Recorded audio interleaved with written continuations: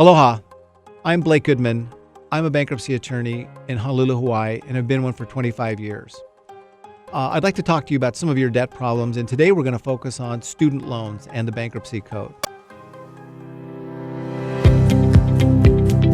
Audio Jungle.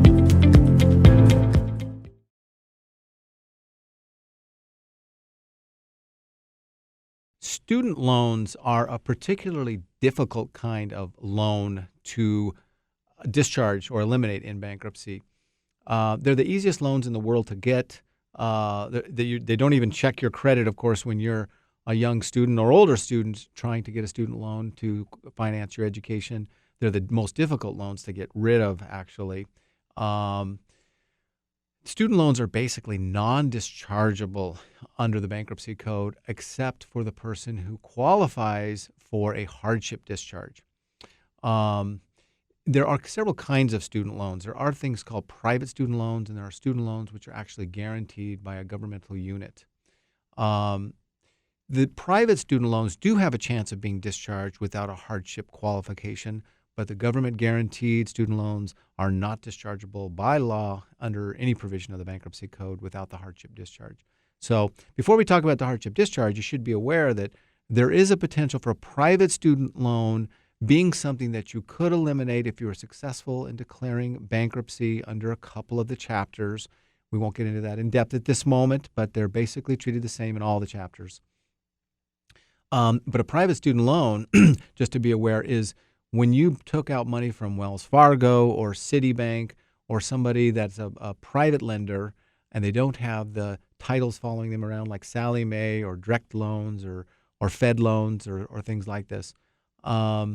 The private student loans, as long as you didn't use all of the money for tuition and generated an educational benefit from those funds, then they're dischargeable. An example is if I borrowed $20,000 from Citibank, $10,000 went to tuition and $10,000 was incurred for my living expenses, food, and et cetera while I was in school.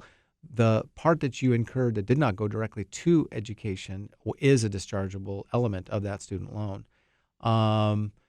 The thing that's difficult about that is you're going to have to sort of track which funds were used for education and which funds were used just for living expenses during education, but it's possible that you actually got a discharge of a portion of the private student loan. And that's a benefit, of course. Getting rid of any of the debts when it's beyond your ability to pay it in a bankruptcy is really what you're trying to obtain. Now, the government-guaranteed student loans, as indicated by law, are not dischargeable unless you qualify for a hardship discharge. A hardship is pretty difficult standard to meet. There's kind of three elements to it. And one is that this student, paying the student loan basically keeps you at the poverty line. Number two is that there's no prospects for your future revenue generation to change from where it's at today. And thirdly, is you did make a good faith effort in the past to pay the student loan for at least some portion of time.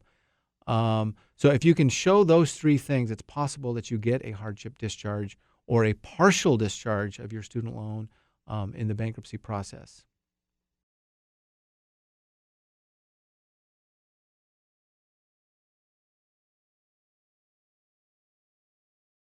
There are a couple options that are available to you besides filing for bankruptcy and asking for a hardship discharge under the code.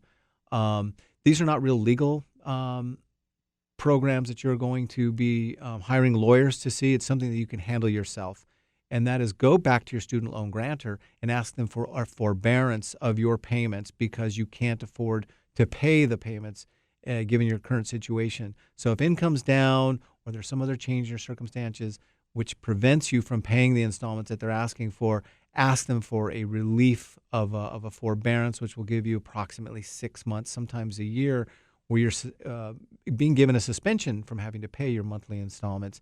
It doesn't make the loan go away, and yes, interest continues to accumulate on the balance of the student loan while you're not making payments, but you can get some relief possibly that way.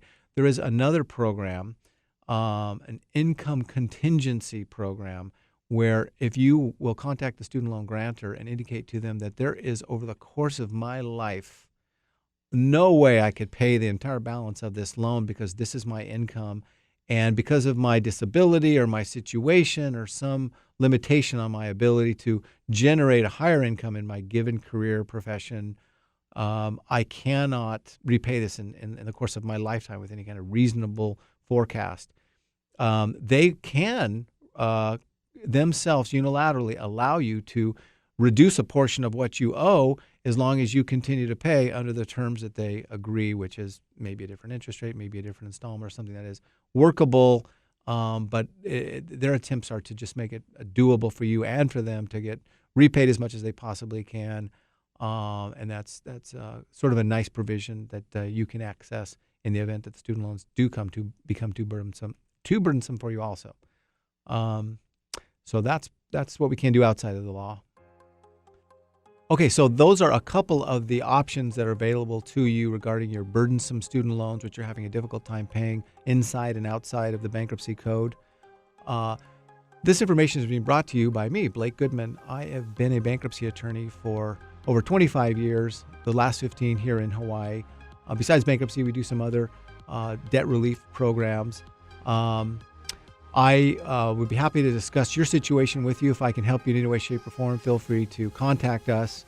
And I offer free consultations. I hope that information helped you today. And there is help out there. It's about a phone call away. Thank you.